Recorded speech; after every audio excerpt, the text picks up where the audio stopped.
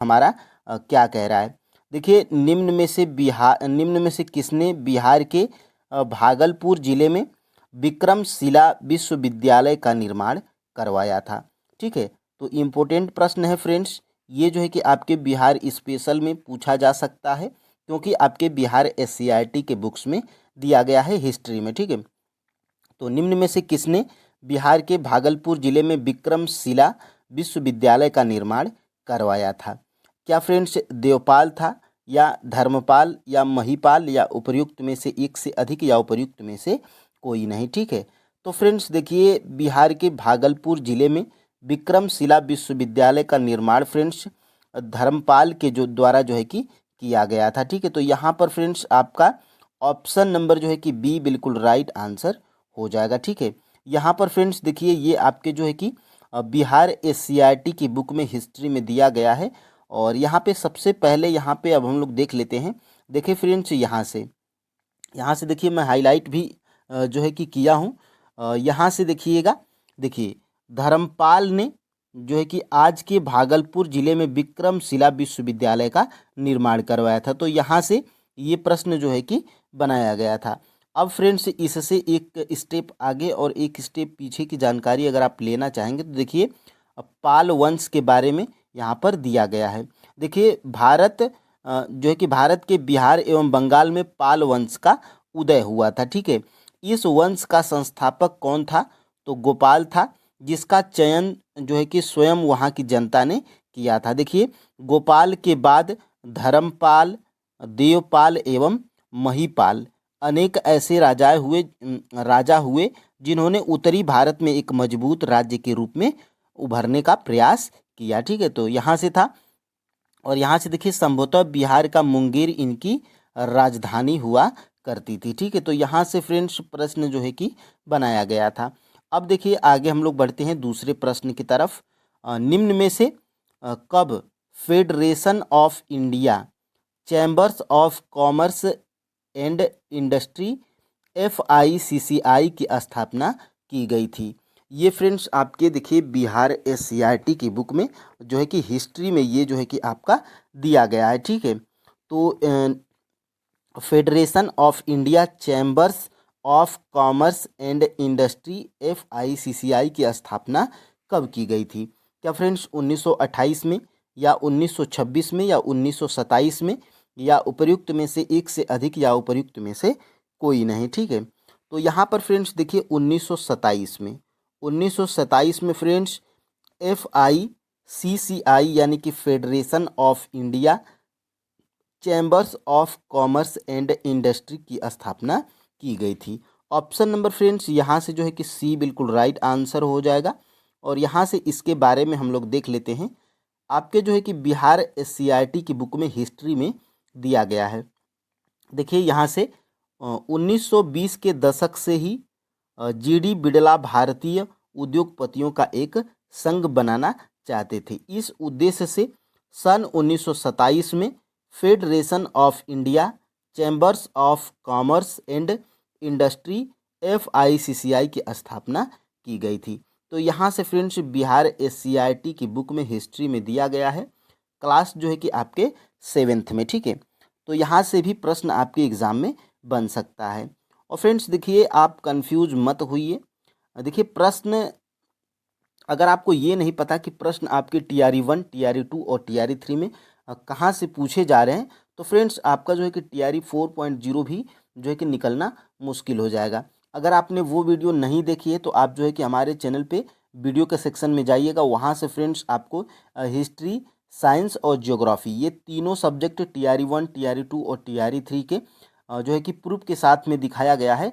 सभी प्रश्न फ्रेंड्स आपके NCERT और SCERT बुक से पूछे गए हैं। ठीक है, देखिए फ्रेंड्स, यहाँ पर जो है कि मुझे कमेंट आए थे पिछले 3-4 क्लासों में कि फ्रेंड्स जो है कि आपको बिहार में जो है कि डोमिसाइल लग जाएगा, यानी कि फ्रेंड्स सिर्फ बिहार के ही लोग बिहार शिक्षक भर्ती में फॉर्म भर पाएंगे। तो देखिए फ्रेंड्स, अभी ऑफिशियली कुछ नहीं आया है। ठीक है, और आपने TRE 1 में देखा था कि TRE 1 में फ्रेंड्स सिर्फ बिहार के ही लोग फॉर्म भर रहे थे, लेकिन बिहार में जो है कि पर्याप्त मात्रा में जो है कि आपके DLED के स्टूडेंट नहीं है। ठीक है, तो फ्रेंड्स बाद में जो है कि 15 या 20 दिन के बाद में जो है कि अदर स्टेट को जो है कि फॉर्म भरने की अनुमति दी गई थी। ठीक है, तो यहाँ से फ्रेंड्स आप अभी भी कंफ्यूज मत होइए।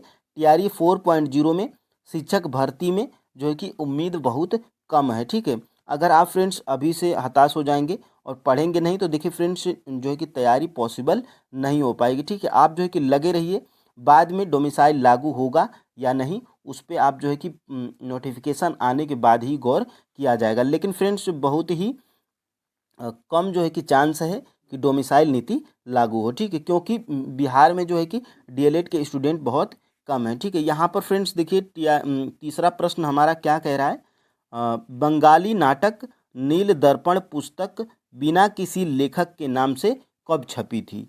तो ये जो है कि आपके बिहार सीआईटी हिस्ट्री में दिया गया है।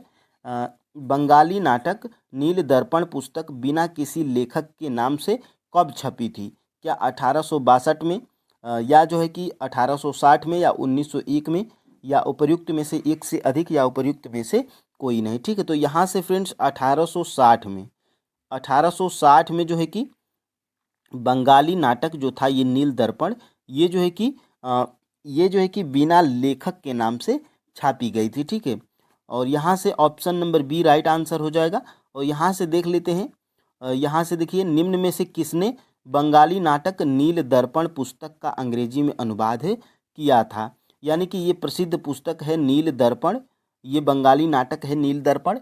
और नील दर्पण पुस्तक जो थी इसका अंग्रेजी में अनुवाद किसने किया था, क्या दीनबंधु मित्र के द्वारा या गुल्लक चौधरी के द्वारा या माइकल मधुसूदन दत्त के द्वारा या उपर्युक्त में से एक से अधिक या उपर्युक्त में से कोई नहीं। ठीक है, तो देखिए फ्रेंड्स माइकल मधुसूदन दत्त के द्वारा जो है कि बंगाली नाटक नील दर्पण का जो है कि अंग्रेजी में अनुवाद किया गया था। ऑप्शन नंबर फ्रेंड्स यहाँ से सी बिल्कुल राइट आंसर हो जाएगा।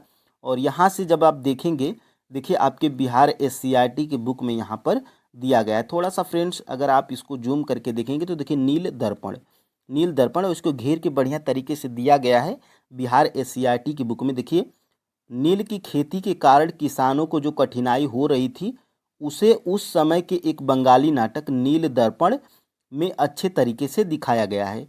इस पुस्तक के लेखक कौन थे, दीनबंधु मित्र थे। तो ये भी प्रश्न पूछा जा सकता है। 1860 में यह पुस्तक बिना किसी लेखक के नाम से छपी थी ताकि अंग्रेजों के गुस्से को उन्हें झेलना न पड़े। कब, 1860 में। और यही प्रश्न जो है कि आपका बनाया गया था। एक प्रश्न यहाँ से और दूसरा प्रश्न आपका यहाँ से बनाया गया था। देखिए इस पुस्तक का अंग्रेजी में अनुवाद माइकेल मधुसूदन दत्त के द्वारा जो है कि किया गया था। इस नाटक में नील किसानों की दुर्दशा वास्तविक रूप से सामने आई थी। ठीक है, और देखिए एक नील किसान गुल्लक चौधरी जो नाटक का पात्र था अपने साथी किसान से क्या कहता है, यहाँ पर आप जो है कि इसको भी देख लीजिए कि मैं अब नील की खेती नहीं करूँगा, चाहे इसके लिए मुझे जेल ही क्यों न जाना पड़े।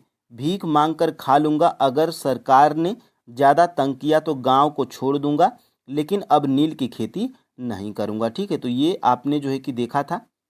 और आगे बढ़ते हैं फ्रेंड्स यहाँ से 5 नंबर के प्रश्न की तरफ। देखिए 5 नंबर का प्रश्न हमारा क्या कह रहा है। देखिए बिहार में नील की खेती किन तरीकों से की जाती थी, ये जो है कि प्रश्न पूछा जा रहा है।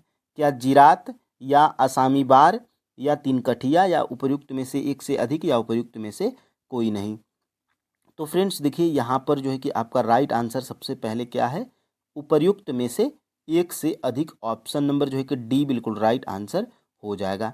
ठीक है, यहाँ से फ्रेंड्स आप जो है कि देख पा रहे होंगे जिरात, असामी बार और तीन कठिया, ये तीनों तरीके से जो है कि बिहार में नील की खेती की जाती थी। अब यहाँ से आपका जो है कि कॉन्सेप्ट यहाँ से बिल्कुल क्लियर हो जाएगा। यहाँ पर आप जो है कि देख पा रहे होंगे, देखिए बिहार में नील की खेती 2 तरीकों से की जाती थी, जिरात और असामी बार। और यहाँ से देखिए तीन कठिया पद्धति प्रणाली इसके अंतर्गत चंपारण में जो है कि प्रचलित थी। तो चंपारण में कौन थी, ये नील की खेती तीन कठिया पद्धति प्रचलित थी और जो है कि बिहार में और जिरात और आसामी बार। तो यहाँ से जो है कि यहाँ से ये आप जो है कि देख पा रहे होंगे। ठीक है, और इसी के विरोध में महात्मा गांधी ने चंपारण में सत्याग्रह की शुरुआत की थी। तो यहाँ से ये प्रश्न जो है कि आपका पूछा गया था। अब देखिए फ्रेंड्स, निम्न में से कब अंग्रेज सरकार ने वन अधिनियम जो है कि बनाया था? यानी कि अंग्रेज सरकार के द्वारा ये जो है कि वन अधिनियम कब बनाया गया था, ये प्रश्न आपका पूछा जा रहा है। क्या 1864 में, या 1865 में, या 1872 में, या उपर्युक्त में से एक से अधिक, या उपर्युक्त में से कोई नहीं? तो देखिए फ्रेंड्स, 1865 में अंग्रेज सरकार ने वन अधिनियम जो है कि बनाया था। कब? 1865 में। यहाँ से फ्रेंड्स आपका ऑप्शन नंबर जो है कि बी बिल्कुल राइट आंसर हो जाएगा। अब देखिए फ्रेंड्स, यहाँ से इस चीज़ को भी हम लोग देख लेते हैं। देखिए यहाँ से देखिए, स्लीपर लकड़ी का तख्ता जिसके ऊपर रेल की पटरी बिछाई जाती थी। आपने देखा होगा अंग्रेजों के ज़माने में फ्रेंड्स, रेल की पटरियों में जो है कि लकड़ी के जो है कि तख्ते लगे होते। अब वो जो है कि कंक्रीट के लगाए जाते हैं, आपने देखा होगा। तो जो है कि लकड़ी के में जो है कि जंगलों में, पेड़ पौधों में जो है कि बहुत ही हानि होने लगी थी। तो देखिए वन विभाग बना। देखिए तेजी से खत्म होते जंगल की समस्या हल करने के लिए अंग्रेज सरकार ने 1864 में वन विभाग की स्थापना की थी। तो ये भी पूछा जा सकता है। 1864 में वन विभाग की स्थापना और 1865 में वन अधिनियम भी बनाया गया। ठीक है, तो यहाँ से ये प्रश्न आपका बनाया गया था। अब देखिए फ्रेंड्स, आगे हम लोग बढ़ते हैं। निम्न में से किस आदिवासी क्रांतिकारी की मृत्यु सन 1900 में हैजा रोग से हुई थी? यानी कि जो है कि इनमें से जो है कि कौन सा वो आदिवासी क्रांतिकारी था जिसकी मृत्यु 1900 में हुई थी? किसके कारण? तो हैजा रोग के कारण हुई थी। क्या वो अली मुसलियार था, या तिरुत सिंह था, या बिरसा मुंडा, या उपर्युक्त में से एक से अधिक, या उपर्युक्त में से कोई नहीं? तो फ्रेंड्स, वो बिरसा मुंडा था जिसकी मृत्यु हैजा रोग के कारण हुई थी। और कब हुई थी? तो सन 1900 ईस्वी में हुई थी। ठीक है, तो ये भी आप जो है कि याद रखिएगा। ऑप्शन नंबर यहाँ से फ्रेंड्स सी बिल्कुल राइट आंसर हो जाएगा। और यहाँ से इसको देखेंगे तो देखिए आपके बिहार एससीईआरटी की बुक में बिरसा मुंडा के बारे में थोड़ा सा यहाँ पे दिया गया है चित्र बनाकर। देखिए यहाँ से 25 दिसंबर सन 1899 को बिरसा ने पहला आक्रमण कहाँ पर किया था? ईसाई मिशनरियों पर किया था। ठीक है, यहाँ पर देखिए जिसका उद्देश्य ईसाई बने मुंडाओं को आतंकित कर अंग्रेजों के खिलाफ खड़ा करना था। लेकिन बहुत जल्द बिरसा गिरफ्तार कर लिए गए और 2 जून सन 1900 को हैजा की बीमारी से बिरसा की मृत्यु रांची जेल में हो गई थी। तो ये भी प्रश्न पूछा जा सकता है कि जो है कि आदिवासी क्रांतिकारी बिरसा मुंडा की मृत्यु किस जेल में हुई थी? तो रांची के जेल में हुई थी। ठीक है, अब देखिए फ्रेंड्स, आगे हम लोग बढ़ते हैं। यहाँ से देखिए, यहाँ से आदिवासी किसानों को सुरक्षा प्रदान करने के लिए छोटा नागपुर काश्तकारी अधिनियम कब बनाया गया? 1908 में। इसके द्वारा जनजाति क्षेत्र की भूमि पर गैर आदिवासियों को हस्तांतरण निषेध कर दिया गया। ठीक है, तो यहाँ से आपके एग्जाम में प्रश्न बन सकता है।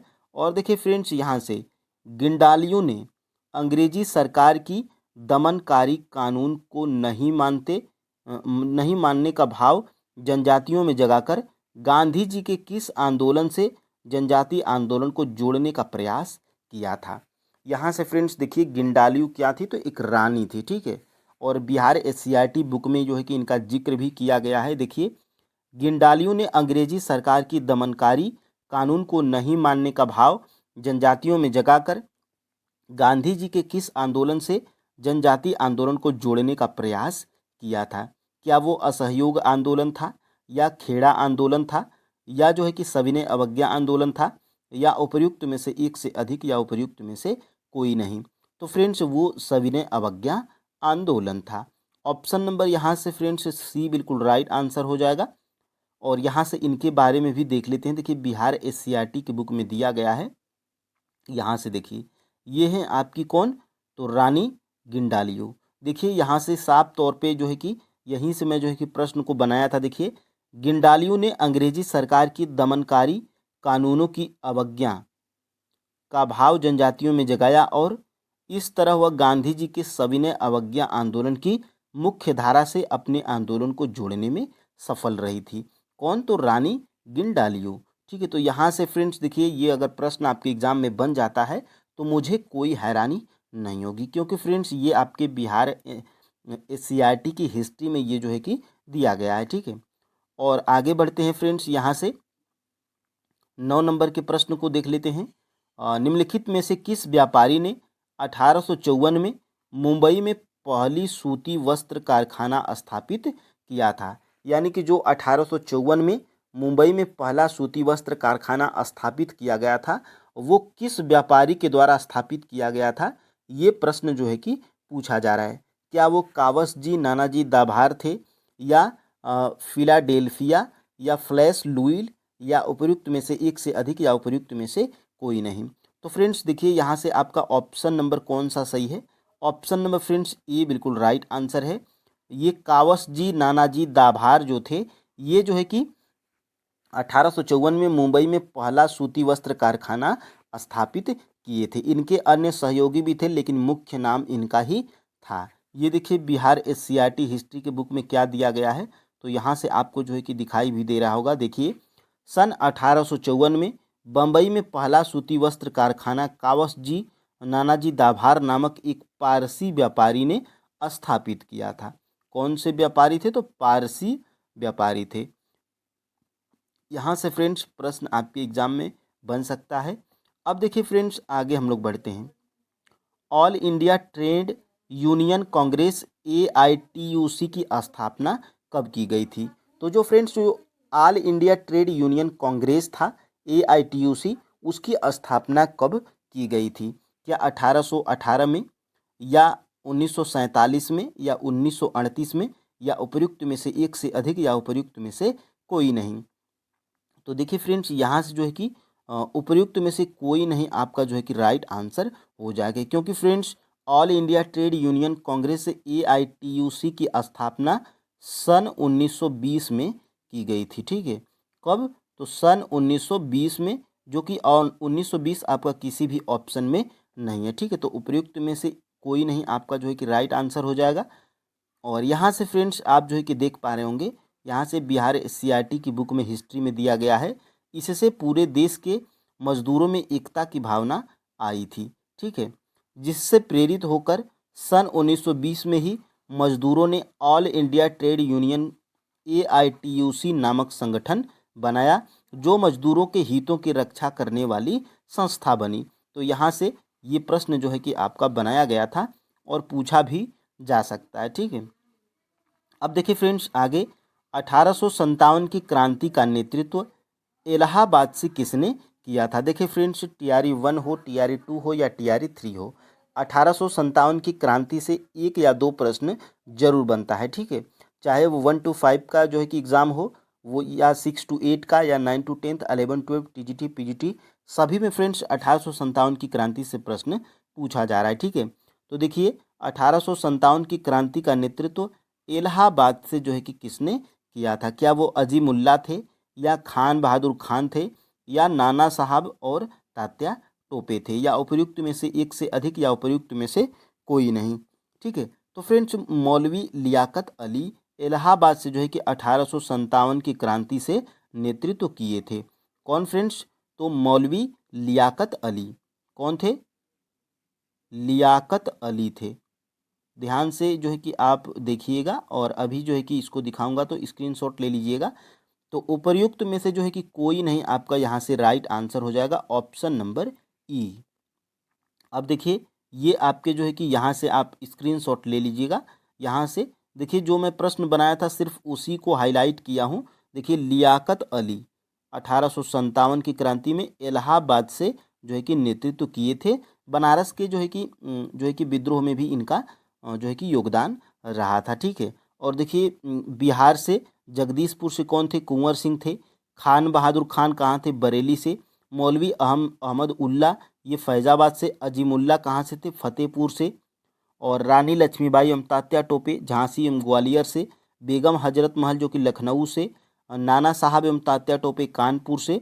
और बहादुर शाह जफ़र एवं जफ़र बख्त खान, ये जो है कि ये दिल्ली से थे। ठीक है, और इनके विरुद्ध जो है कि ब्रिटिश नायक कौन था?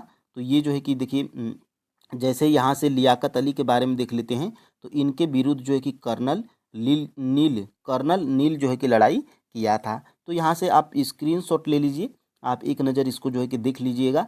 अब देखिए फ्रेंड्स, आगे हम लोग बढ़ते हैं। मौलवी विलायत अली किस आंदोलन के प्रमुख नेता थे? ये भी महत्वपूर्ण प्रश्न है। जो मौलवी विलायत अली थे, ये जो है कि किस आंदोलन के प्रमुख नेता थे? क्या वो रामोसी आंदोलन था, या कुंजा क्रांति, या आदिवासी आंदोलन, या उपर्युक्त में से एक से अधिक, या उपर्युक्त में से कोई नहीं? ठीक है, तो ये जो फ्रेंड्स मौलवी विलायत अली थे, ये जो है कि किस आंदोलन के प्रमुख नेता थे? तो बहावी आंदोलन के प्रमुख नेता थे। ठीक है, बहावी आंदोलन के प्रमुख नेता थे। ठीक है, यहाँ से उपर्युक्त में से कोई नहीं, आपका जो है कि राइट आंसर हो जाएगा ऑप्शन नंबर ई। और बहावी आंदोलन का जो है कि मुख्य केंद्र कहाँ था? तो फ्रेंड्स पटना था। ये जो है कि आपके TRA 3.0 PRT में प्रश्न पूछा गया था। यहाँ पे इसको भी देख लेते हैं। देखिए 1857 का विद्रोह और बिहार। देखिए फ्रेंड्स, इसी में जो है कि दिया गया है, यहाँ से आप जो है कि दिखाई दे रहा होगा आपको। देखिए, बहावी आंदोलन के प्रमुख नेता पटना के दो प्रतिष्ठित मौलवी विलायत अली एवं इनायत अली थे। ये आपस में जो है कि सहोदर भाई थे। और यहाँ से और भी जो है कि बहावी आंदोलन के नेता में किनका नाम है? देखिए, मोहम्मद हुसैन, अहमदुल्लाह एवं वजाउल हक, जो अंग्रेजों ने धोखे से इनको गिरफ्तार कर लिया गया था। तो ये जो है कि बहावी आंदोलन के नेता थे। और बहावी आंदोलन देखिए इनके बारे में दिया भी गया है। देखिए यहाँ से देखिए, निम्नलिखित में से कब पूना समझौता हुआ था? ये जो है कि पूना समझौता TRA 3.0 6 to 8 में ये प्रश्न जो है कि पूछा गया था कि निम्नलिखित में से कब पूना समझौता हुआ था? ठीक है, तो पूना समझौता फ्रेंड्स ये जो है कि आपका 1932 में हुआ था। ऑप्शन नंबर यहाँ से बी बिल्कुल राइट आंसर हो जाएगा। ठीक है, कब? 1932 में। यहाँ पर फ्रेंड्स इसके बारे में भी थोड़ा सा यहाँ पे देख लेते हैं। देखिए दिया गया है 1924 में। सबसे पहले यहाँ पे देखिएगा 1924 में बहिष्कृत हितकारी सभा का गठन हुआ था। बहिष्कृत हितकारी सभा का गठन जो है कि कब हुआ था? 1924 में। और यहाँ पे देखिए पूना समझौता कब हुआ था? 1932 में लागू हुआ था। 1942 में अंबेडकर के द्वारा अनुसूचित जाति संघ की स्थापना की गई थी। तो ये भी प्रश्न बन सकता है कि अनुसूचित जाति संघ की स्थापना कब और किनके द्वारा की गई थी? तो भीमराव अंबेडकर के द्वारा 1942 में की गई थी। अब यहाँ पर फ्रेंड्स आगे हम लोग बढ़ते हैं। 14 नंबर का प्रश्न है हमारा। देखिए, बाल विवाह निषेध अधिनियम कब पारित किया गया था? ये भी प्रश्न जो है कि आपके बिहार SCRT की बुक में दिया गया है। बाल विवाह निषेध अधिनियम कब पारित किया गया था? देखिए NCERT और SCRT दोनों बुक्स में बाल विवाह निषेध अधिनियम के बारे में दिया गया है। बाल विवाह निषेध अधिनियम कब पारित किया गया था? क्या 1929 में, या 1932 में, या 1933 में, या उपर्युक्त में से एक से अधिक, या उपर्युक्त में से कोई नहीं? तो बाल विवाह निषेध अधिनियम फ्रेंड्स ये जो है कि 1929 में लागू किया गया था। ऑप्शन नंबर जो है कि ए बिल्कुल राइट आंसर हो जाएगा। यहाँ पर इसके बारे में भी थोड़ा सा यहाँ पे देखने का प्रयास करेंगे। तो देखिए, वर्ष 1929 में बाल विवाह निषेध अधिनियम पारित किया गया। ये पहले उम्र क्या थी? लड़के की उम्र 18 साल और लड़की की उम्र 14 साल थी। बाद में यह उम्र बढ़ाकर कितना कर दिया गया है? तो देखिए यहाँ से लड़के की उम्र जो है कि 21 साल होनी चाहिए और लड़की की उम्र जो है कि 18 साल होनी चाहिए। ठीक है, और यहाँ से देखिए बिहार SCRT की बुक में ये भी दिया गया है घेर के, इन्हें भी जाने। ठीक है, तो ये बहुत ही महत्वपूर्ण होता है, मैं पहले ही बता चुका हूँ। देखिए, केशव चंद्र सेन के द्वारा ऐतिहासिक स्पेशल मैरिज बिल वर्ष 1871 का ड्राफ्ट पटना में तैयार किया गया था। और देखिए 1861 के अधिनियम ने दहेज को अवैध घोषित किया, पर यह प्रथा आज भी प्रचलित है जो महिलाओं की स्थिति को प्रभावित करती है। ठीक है, तो यहाँ से देख लीजिएगा। अब देखिए फ्रेंड्स आगे हम लोग बढ़ते हैं। यहाँ से देखिए ये बिहार में दिया गया है, क्योंकि बिहार देखिए जो बिहार एससीईआरटी पढ़ने का मतलब यही है कि उसमें आपके बिहार के भी प्रश्न आपको मिल जाते हैं। देखिए यहाँ पे एससीईआरटी बुक में क्या दिया गया है, बिहार में बालिका साइकिल योजना ने भी कन्याओं के शिक्षा दर को आगे बढ़ाया। पंचायती व्यवस्था में बिहार में 50% आरक्षण की पहल महिला सशक्तिकरण की ओर उठाया गया एक ठोस कदम माना जाता है। ठीक है, तो अब फ्रेंड्स आगे हम लोग बढ़ते हैं, यहाँ से देख लेते हैं अगला प्रश्न हमारा क्या है। बिहार में भारत छोड़ो प्रस्ताव पारित होने के अगले दिन पटना के किस जिला अधिकारी ने राजेंद्र प्रसाद को गिरफ्तार कर लिया था? यानी कि फ्रेंड्स बिहार में भारत छोड़ो आंदोलन जब भारत छोड़ो प्रस्ताव पारित हुआ था, होने के अगले दिन ही पटना के किस जिलाधिकारी ने राजेंद्र प्रसाद को गिरफ्तार किया था? क्या वो WG आर्चर था, या CN कस्तूरिया, या कमल हसन पिंडारी, या उपयुक्त में से एक से अधिक, या उपयुक्त में से कोई नहीं? तो फ्रेंड्स वो जो है कि जिला अधिकारी कौन था? तो WG आर्चर था। ठीक है, ये जो है कि बिहार में जब भारत छोड़ो प्रस्ताव पारित हुआ था उसके अगले दिन ही पटना का ये जिला अधिकारी था WG आर्चर, जिसने जो है कि राजेंद्र प्रसाद को गिरफ्तार किया था। ठीक है, तो यहाँ से ऑप्शन नंबर फ्रेंड्स ए बिल्कुल राइट आंसर हो जाएगा। अब इसको भी हम लोग देख लेते हैं यहाँ से। देखिए यहाँ से बिहार में भारत छोड़ो, ठीक है, देखिए 8 अगस्त को भारत छोड़ो प्रस्ताव पारित होने के अगले दिन पटना के जिलाधिकारी WG आर्चर ने राजेंद्र प्रसाद को गिरफ्तार कर लिया था। ठीक है, और इसके बारे में कि निम्नलिखित में से कौन सा अनवीकरणीय ऊर्जा का संसाधन नहीं है? यानी कि आपके जो है कि ऑप्शंस में दिया गया है, उनमें से बताना है कि कौन सा अनवीकरणीय ऊर्जा का संसाधन नहीं है। ठीक है, तो फ्रेंड्स देखिएगा, ये जो है कि कोयला, पेट्रोलियम, प्राकृतिक गैस, और उपयुक्त में से एक से अधिक, या उपयुक्त में से कोई नहीं। तो फ्रेंड्स ये जो है कि कोयला, पेट्रोलियम और प्राकृतिक गैस, ये फ्रेंड्स तीनों क्या हैं? तो ये आपके जो है कि अनवीकरणीय ऊर्जा के संसाधन है। ठीक है, यानी कि इनमें से अनवीकरणीय ऊर्जा के ये तीनों संसाधन हैं, और इसमें नहीं पूछा गया है, यानी कि इनमें से जो है कि उपयुक्त में से कोई नहीं आपका राइट आंसर हो जाएगा। ऑप्शन नंबर फ्रेंड्स यहाँ से ई बिल्कुल राइट आंसर हो जाएगा। और ऐसा ही प्रश्न आपके जो है कि TRE 3.0 PRT में प्रश्न पूछा गया था। यहाँ पर देखिए ये जो है कि आपका दिया गया है, देखिए अनवीकरणीय संसाधन। देखिए अनवीकरणीय संसाधन क्या होते हैं, इनके बारे में देख लीजिए। वे संसाधन हैं जिनका भंडार सीमित है, भंडार के एक बार समाप्त होने के बाद उनके नवीकृत अथवा पुनः पूरित होने में हजारों वर्ष लग जाते हैं, और यह अवधि मानव जीवन की अवधि से बहुत अधिक है। ठीक है, तो यहाँ से देखिए, और अनवीकरणीय ऊर्जा के जो है कि संसाधन के देखिए उदाहरण क्या हैं? तो देखिए यहाँ से कोयला, पेट्रोलियम और प्राकृतिक गैस, ये तीनों क्या है? अनवीकरणीय ऊर्जा के संसाधन हैं, और यही जो है कि यहीं से प्रश्न जो है कि बनाया गया था। ठीक है, अब देखिए फ्रेंड्स आगे हम लोग बढ़ते हैं। यहाँ से देखिएगा 2 नंबर का प्रश्न हमारा क्या है। देखिए फ्रेंड्स, जो चीज़ें आपकी NCERT और SCERT बुक में दी गई हैं, हम लोग उन्हीं चीज़ों को प्रैक्टिस करते हैं, और उन्हीं चीज़ों को हम लोग इस बार पढ़ रहे हैं। ठीक है, देखिए आप जो है कि बिलीव करिए फ्रेंड्स, TRE 1, TRE 2 और TRE 3 में सारे प्रश्न आपके NCERT और SCERT से पूछे गए हैं। तो TRE 4.0 में भी आप श्योर रहिए, आपको यहाँ से प्रश्न देखने को मिलेंगे। यहाँ से देखिए 2 नंबर का प्रश्न क्या है? निम्नलिखित में से कौन सा सुनहरा रेशा के रूप में जाना जाता है? यानी कि सुनहरा रेशा हम लोग किसे कहते हैं, या वो कौन सा कपास, पटसन और मक्का में जो है कि कौन सा, जिसको हम लोग सुनहरा रेशा के रूप में जानते हैं? तो फ्रेंड्स देखिए, पटसन को हम लोग क्या सुनहरा रेशा के रूप में जानते हैं? ऑप्शन नंबर फ्रेंड्स यहाँ से बी बिल्कुल राइट आंसर हो जाएगा। यहाँ से देखिए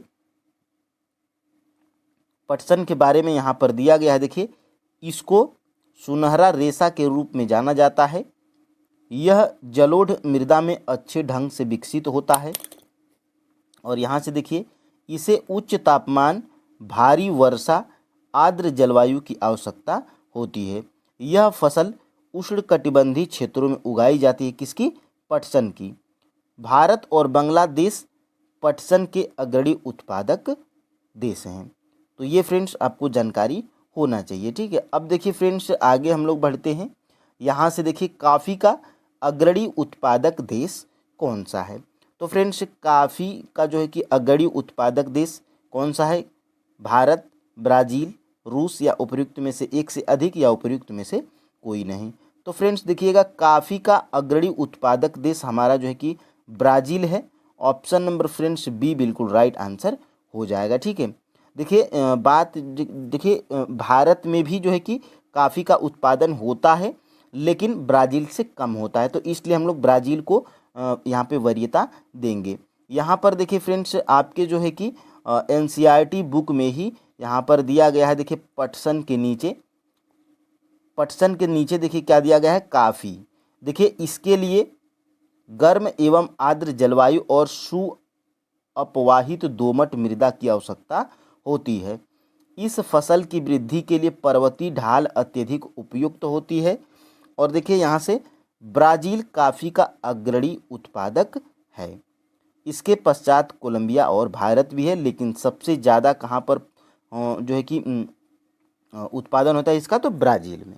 ये आपको जो है कि पता होना चाहिए, ठीक है। अब देखिए फ्रेंड्स आगे हम लोग बढ़ते हैं। यहाँ से देखिए ये हो गया हमारा प्रश्न। और देखिए आगे, वायुमंडल की परतों में जब हम ऊपर जाते हैं तब वायुदाब में कैसा परिवर्तन देखने को मिलता है? ये प्रश्न में पूछा जा रहा है। क्या फ्रेंड्स वायुमंडल की परतों में जब हम ऊपर जाते हैं तो वायुदाब बढ़ता है या समान रहता है या घटता है या उपयुक्त में से एक से अधिक या उपयुक्त में से कोई नहीं? तो फ्रेंड्स देखिएगा जब वायुमंडल की परतों में जब हम ऊपर जाते हैं तब वायुदाब क्या होता है? घटता है, ठीक है। ऑप्शन नंबर यहाँ से जो है कि सी बिल्कुल राइट आंसर हो जाएगा। देखिए TRE 1 हो, TRE 2 हो या TRE 3 हो, वायुमंडल की जो परतें हैं जैसे समताप मंडल, क्षोभ मंडल, इनसे एक या दो प्रश्न जरूर देखने को मिला है, ठीक है। यहाँ से देखिए जब वायुमंडल की परतों में जो हम ऊपर जाते हैं तब वायुदाब में क्या होता है? परिवर्तन देखने को मिलता है, तो घटता है, ठीक है। अब देखिए यहाँ से देखिए ये वायुदाब है, ठीक है, ये वायुदाब है। और देखिए यहाँ पे परिवर्तन क्या देखने को मिलता है? वायुमंडल में ऊपर की ओर जाने पर दाब तेजी से गिरने लगता है। गिरने का मतलब फ्रेंड्स घटता है, ठीक है। देखिए समुद्र स्तर पर वायुदाब सर्वाधिक होता है और ऊंचाई पर जाने पर यह क्या होता है? घटता जाता है। तो यहीं से जो है कि प्रश्न बनाया गया था और फ्रेंड्स पूछा जा सकता है, इसमें कोई दो राय नहीं है, ठीक है। अब देखिए फ्रेंड्स आगे हम लोग बढ़ते हैं। दिन में 2 बार नियम से महासागरीय जल का उठना एवं गिरना क्या कहलाता है? देखिए यहाँ पे उठाना हो गया, लेकिन यहाँ पे उठना है, ठीक है। यहाँ पे उठना है। दिन में 2 बार नियम से महासागरीय जल का उठना एवं गिरना क्या कहलाता है? क्या तरंग कहलाता है, महासागरीय धाराएं कहलाता है या जल चक्र कहलाता है, ठीक है। तो फ्रेंड्स देखिएगा दिन में 2 बार नियम से महासागरीय जल का उठना एवं गिरना, ये फ्रेंड्स कहलाता है ज्वार भाटा, ठीक है। ज्वार भाटा आप याद रखिएगा, ज्वार भाटा। अब देखिए फ्रेंड्स यहाँ पे ज्वार किसको बोलेंगे, भाटा किसको बोलेंगे? तो 5 का पहले हम लोग देख लेते हैं। राइट आंसर क्या है? उपयुक्त में से कोई नहीं। देखिए फ्रेंड्स बीपीएससी का जो ये डी और ई ऑप्शन होता है, ये आसान प्रश्न को भी गलत कर देता है। तो इस पे आपको देखिए प्रैक्टिस जब आप करिएगा तो मैं उसी को ध्यान में रखते हुए मैं प्रैक्टिस को बनाता हूँ, ताकि फ्रेंड्स आप जो एग्जैक्ट जो आपको जानकारी हो उसमें भी आप जो है कि प्रश्न को सही कर पाओ, ठीक है। अब देखिए आगे हम लोग बढ़ते हैं। दिन में 2 बार नियम से महासागरीय जल का उठना एवं गिरना ज्वार भाटा कहलाता है। और यहाँ से फ्रेंड्स देखिएगा ध्यान से, ये देखिए ज्वार भाटा। देखिए दिन में 2 बार नियम से महासागरीय जल का उठना एवं गिरना ज्वार भाटा कहलाता है, ठीक है। तो ये परिभाषा थी ज्वार भाटा की। और अगर पूछ दे कि ज्वार किसे कहते हैं, तो देखिएगा जब सर्वाधिक ऊंचाई तक उठकर जल तट के बड़े हिस्से को डुबो देता है तो उसे हम लोग क्या कहते हैं? ज्वार कहते हैं। और देखिए जल अपने निम्न स्तर तक आ जाता है एवं तट से पीछे चला जाता है तो उसे हम लोग भाटा कहते हैं। देखिए जैसे ये आपका जो है कि मान लीजिए किनारा है, अगर जल यहाँ से पार कर जाए तट से, मतलब पार कर जाए जल, ये पार कर जाए तट से, तो इसे हम लोग क्या कहेंगे, ज्वार कहेंगे, ठीक है। और जब यही जल स्तर जब यहाँ से मान लीजिए कि ये आपका घाट है, ठीक है, ये आपका घाट है, और यहाँ से जल अगर इससे नीचे आ जाए तो इसे हम लोग क्या कहेंगे, भाटा कहेंगे। बस यही अंतर है इसमें। अब देखिए फ्रेंड्स आगे हम लोग बढ़ते हैं, विश्व जल दिवस कब मनाया जाता है।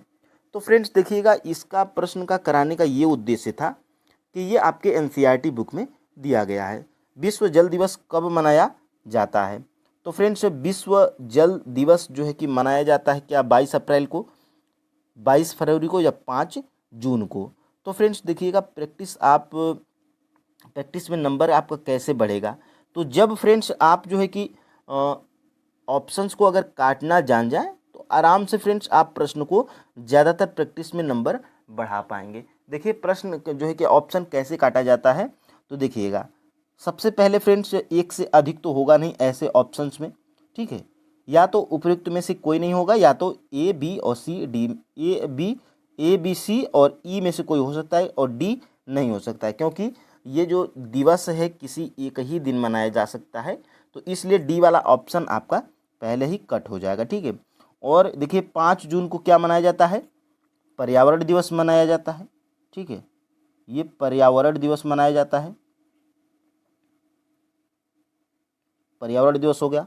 और फ्रेंड्स देखिए विश्व जल दिवस कब मनाया जाता है, तो फ्रेंड्स देखिएगा विश्व जल दिवस आपका जो है कि मनाया जाता है 22 मार्च को। तो 22 मार्च किसी भी ऑप्शन में नहीं है, तो उपयुक्त में से कोई नहीं, आपका जो है कि राइट आंसर हो जाएगा ऑप्शन नंबर ई, ठीक है। तो विश्व जल दिवस कब मनाया जाता है, तो 22 मार्च को, ठीक है, 22 मार्च आप इसको नोट डाउन भी कर सकते हैं। और देखिए इसीलिए मैं एनसीईआरटी में दिखाता हूँ, ताकि आप अगर इसका स्क्रीनशॉट ले लें तो आप जो है कि जब स्क्रीनशॉट लिए गए जब इकट्ठा हो जाएंगे आपको, तो ऐसे फ़ोन में ही आराम से जब खाली टाइम मिले, कहीं पर भी हों आप, कहीं पर भी हों, ठीक है, आप पिक को स्वीप करते जाइएगा, पढ़ते जाइएगा, ठीक है। तो देखिए 22 मार्च को क्या मनाया जाता है, 22 मार्च को जो है कि विश्व जल दिवस के रूप में मनाया जाता है। तो ये देखिए आपके एनसीईआरटी बुक में दिया गया है। और ऐसे जब आप देता है कि क्या आप जानते हैं, तो ऐसे प्रश्न जो है कि जरूर बनाए जाते हैं, अगर ऐसे करके यहाँ पर दिया गया हो, ठीक है। अब देखिए फ्रेंड्स आगे हम लोग बढ़ जाते हैं। सामान्यतः गर्म महासागरीय धाराएं उत्पन्न होती हैं, यानी कि पूछा जा रहा है कि ये जो गर्म महासागरीय धाराएं होती हैं ये सामान्यतः कहाँ से उत्पन्न होती हैं, क्या ध्रुव के निकट से, क्या भूमध्य रेखा के निकट से, क्या तीव्र भूकंप तरंग से, या उपयुक्त में से एक से अधिक, या उपयुक्त में से कोई नहीं। तो ये जो फ्रेंड्स ये जो गर्म महासागरीय धाराएं होती हैं ये आपकी जो है कि उत्पन्न होती हैं भूमध्य रेखा के निकट से, ठीक है। तो ऑप्शन नंबर फ्रेंड्स यहाँ से जो है कि बी बिल्कुल राइट आंसर हो जाएगा। देखिए कहाँ पर दिया गया है आपके जो है कि एनसीईआरटी बुक में, तो एक और देख लेते हैं। देखिए गल्फ स्ट्रीम किस प्रकार की जलधारा है। देखिए जलधाराएं दो प्रकार की होती हैं, ठंडी जलधारा और गर्म जलधारा। तो ये पूछा जा रहा है कि ये जो गल्फ स्ट्रीम ये जलधारा है ये कैसी जलधारा है, क्या गर्म, ठंडी या निम्न, या उपयुक्त में से एक से अधिक, या उपयुक्त में से कोई नहीं। तो ये फ्रेंड्स जो गल्फ स्ट्रीम जो जलधारा है ये आपकी जो है कि गर्म जलधारा है, ठीक है। तो ऑप्शन नंबर फ्रेंड्स यहाँ से ए बिल्कुल राइट आंसर हो जाएगा। आगे हम लोग देख लेते हैं यहाँ से, देखिए क्या दिया गया है। देखिए महासागरीय धाराएं, देखिए फ्रेंड्स सामान्यतः गर्म महासागरीय धाराएं भूमध्य रेखा के निकट उत्पन्न होती हैं। एक प्रश्न आपका यहाँ से बनाया गया था, और देखिए एक प्रश्न यहाँ से। देखिए ठंडी धाराएं ध्रुवों या उच्च अक्षांशों के उष्णकटिबंधीय या निम्न अक्षांशों की ओर प्रवाहित होती हैं। देखिए लेब्राडोर महासागरीय धाराएं शीत जलधाराएं होती हैं, यानी कि ये लेब्राडोर ये जो जलधारा है ये क्या है, शीत या ठंडी जलधारा है। और देखिए गल्फ स्ट्रीम ये क्या है, तो एक प्रकार की गर्म जलधारा है। यही प्रश्न जो है कि बनाया गया था। तो फ्रेंड्स अगर आपके एनसीईआरटी और एससीईआरटी बुक में ये सारी चीज़ें अगर दी गई हैं तो यहाँ से प्रश्न जो है कि बन सकता है, ठीक है। और देखिए फ्रेंड्स आगे हम लोग बढ़ते हैं। वह प्रक्रम जिसमें जल लगातार अपने स्वरूप को बदलता रहता है और महासागर, वायुमंडल एवं स्थल के बीच चक्कर लगाता रहता है। तो देखिए फ्रेंड्स, क्या हम लोग इसको ज्वार भाटा कहेंगे या महासागरीय धाराएं कहेंगे या जल चक्र या उपयुक्त में से एक से अधिक या उपयुक्त में से कोई नहीं। तो ये फ्रेंड्स देखिए, ये प्रक्रम जिसमें लगातार अपने जल जो है कि अपने लगातार स्वरूप को बदलता रहता है, महासागर, वायुमंडल, स्थल के रूप के बीच चक्कर लगाता है, तो इसको हम लोग जल चक्र कहते हैं। ठीक है, तो ऑप्शन नंबर यहाँ से सी बिल्कुल राइट आंसर हो जाएगा। ठीक है, अब हम लोग आगे बढ़ते हैं। देखिए इसको हम लोग देख लेते हैं। देखिए ये आपकी जो है कि क्लास जो है कि ये आपकी क्लास सेवेंथ की जो एनसीईआरटी है ज्योग्राफी की, इसमें 5वां चैप्टर आपका जल है। ठीक है, और इसी जो है कि जल में दिया गया है। देखिए जैसे ही चैप्टर स्टार्ट होता है, यहाँ से देखिए जल चक्र की परिभाषा, जिस प्रक्रम में जल लगातार अपने स्वरूप को बदलता रहता है और महासागरों, वायुमंडल एवं धरती के बीच चक्कर लगाता रहता है, उसको क्या कहते हैं? तो जल चक्र हम लोग कहते हैं। तो यहाँ से ये प्रश्न आपका बनाया गया था। अब देखिए फ्रेंड्स, आगे हम लोग बढ़ेंगे। स्वच्छ भारत मिशन का शुभारंभ कब किया गया था? यानी कि ये स्वच्छ भारत मिशन का शुभारंभ कब किया गया था, ये जो है कि प्रश्न में पूछा जा रहा है। तो स्वच्छ भारत मिशन का शुभारंभ फ्रेंड्स 2 अक्टूबर 2014 को जो है कि शुभारंभ प्रधानमंत्री नरेंद्र मोदी के द्वारा किया गया था। अब इस प्रश्न का हमारा जो है कि कराने का ये मतलब है कि ये आपके जो है कि एनसीईआरटी बुक में दिया गया है। तो यहाँ से देखिए बिल्कुल क्या आप जानते हैं, यहाँ पे करके दिया है। देखिए, सार्वभौमिक स्वच्छता कवरेज प्राप्त करने और स्वच्छता पर ध्यान केंद्रित करने के प्रयासों में तेजी लाने के लिए भारत के प्रधानमंत्री ने 2 अक्टूबर 2014 को स्वच्छ भारत मिशन का शुभारंभ किया था। तो ऐसे ही प्रश्न आपके जो है कि एग्ज़ाम में बनाए जाते हैं। देखिए फ्रेंड्स, जब प्रश्न बनाए जाते हैं तो उसका कोई न कोई रीजन होता है। बिहार एससीईआरटी में दिया रहता है, एनसीईआरटी बुक में दिया रहता है। देखिए बीपीएससी जो है कि टीआरई का कोई सिलेबस तो बताया नहीं है, तो आप किस बेसिस पे पढ़ेंगे? तो आपको फ्रेंड्स एनसीईआरटी और एससीईआरटी बेस पे पढ़ना है। ठीक है, अब देखिए फ्रेंड्स, आगे हम लोग बढ़ते हैं। यहाँ से मेनियाक कहाँ का प्रमुख भोजन है? अब देखिए ये भी आपके एनसीईआरटी में दिया गया है। ये मेनियाक जो है कि ये कहाँ का प्रमुख भोजन है? तो ये फ्रेंड्स जो मेनियाक है, ये जो है कि अमेजन बेसिन का जो है कि प्रमुख भोजन है। ऑप्शन नंबर फ्रेंड्स यहाँ से सी बिल्कुल राइट आंसर हो जाएगा। चलिए इसको भी देख लेते हैं। यहाँ से देखिए अमेजन बेसिन में जीवन, और यहाँ पे देखिए अमेजन बेसिन में जीवन देखिए यहाँ से दिया गया है। इनका मुख्य आहार क्या है? मेनियोक है। ठीक है, इसी के बारे में पूछा गया है। मेनियोक है, जिसे हम लोग कसावा भी कहते हैं। यह आलू की तरह जमीन के अंदर पैदा होता है। तो ये आपका जो है कि दिया गया है। और आगे हम लोग बढ़ते हैं। देखिए कोलकाता किस नदी के तट पर स्थित है? देखिए फ्रेंड्स, जैसे जो है कि आगरा यमुना नदी के तट पर स्थित है, और जो है कि आपका इलाहाबाद जो है कि ये संगम पे स्थित है, गंगा यमुना सरस्वती के। तो फ्रेंड्स उसी तरह जो है कि आपका देखिए कोलकाता किस नदी के तट पर स्थित है? तो कोलकाता फ्रेंड्स जो है कि आपका जो है कि हुगली नदी के तट पर स्थित है। अब देखिए हुगली आपका किसी भी ऑप्शन में नहीं है। अगर आपको ये कन्फर्म क्लियर एग्जैक्ट नहीं पता होगा कि कोलकाता हुगली नदी के तट पर स्थित है, तो आप जो है कि कंफ्यूज हो जाएंगे, टाइम लगाएंगे इस प्रश्न में, या तो ए बी सी में से कोई मार के निकल जाएंगे। ठीक है, देखिए आप जो है कि उपयुक्त में से कोई नहीं, अगर आपको ये आंसर नहीं पता है तो ई वाला ऑप्शन आप कतई नहीं लगाएंगे। ठीक है, क्योंकि फ्रेंड्स अगर आपको नहीं पता है तो आप कंफ्यूज होंगे कि शायद ए हो जाए, शायद बी हो जाए, शायद सी हो जाए, एक से अधिक तो होगा नहीं। तो ऐसे में फ्रेंड्स आपको जो है कि एग्जैक्ट अगर पता होगा तो आप जो है कि उपयुक्त में से कोई नहीं लगाएंगे। ठीक है, तो यहाँ से फ्रेंड्स ऑप्शन नंबर ई बिल्कुल राइट आंसर हो जाएगा। और देखिए ये भी आपके जो है कि एनसीईआरटी बुक में दिया गया है। सबसे पहले देखिए, क्या आप जानते हैं, इसका मैं प्रश्न नहीं बनाया हूँ लेकिन इसको यहाँ पे देख लेते हैं। देखिए गंगा नदी के संरक्षण के लिए नमामि गंगे कार्यक्रम को शुरू किया गया है। तो प्रश्न बन सकता है कि नमामि गंगे जो है कि कार्यक्रम को किस लिए शुरू किया गया है? तो गंगा नदी के संरक्षण के लिए। देखिए कोलकाता हुगली नदी के नदी पर स्थित एक महत्वपूर्ण पत्तन है। मैदानी क्षेत्र में कई बड़े हवाई पत्तन भी स्थित हैं। अब देखिए यहाँ से आगरा में यमुना के किनारे ताजमहल, इलाहाबाद में गंगा एवं यमुना नदी का संगम। तो ये फ्रेंड्स यहाँ से जो है कि प्रश्न बन सकता है, ठीक है। और आगे हम लोग देख लेते हैं, निम्नलिखित में से कौन सा देश अमेजन नदी बेसिन का एक हिस्सा है। देखिए ये TRE 1 में प्रश्न इससे बना था और मैं जो है कि वहीं से प्रश्न बनाया हूँ एग्जैक्ट, और इसमें जो है कि ऑप्शंस में थोड़ा इधर उधर कर दिया हूँ, ठीक है। देखिए निम्नलिखित में से कौन सा देश अमेजन नदी बेसिन का एक हिस्सा है। तो 13 का जो है कि राइट आंसर फ्रेंड्स आपका ऑप्शन नंबर डी हो जाएगा, क्योंकि फ्रेंड्स वेनेजुएला, कोलंबिया और बोलिविया ये जो है कि ये तीनों वो देश हैं जो अमेजन नदी बेसिन का हिस्सा है, ठीक है। तो ऑप्शन में यहाँ से डी बिल्कुल राइट आंसर हो जाएगा। और देखिए सबसे पहले इस प्रश्न को मैं दिखा देता हूँ। देखिए मैं पेपर से ही जो है कि क्लिक किया हूँ। देखिए यहाँ से निम्नलिखित में से कौन सा देश अमेजन नदी बेसिन का एक हिस्सा है। तो इसमें जो है कि देखिए वेनेजुएला है, इसमें राइट आंसर था BPSC के फाइनल आंसर की के साथ में, ठीक है।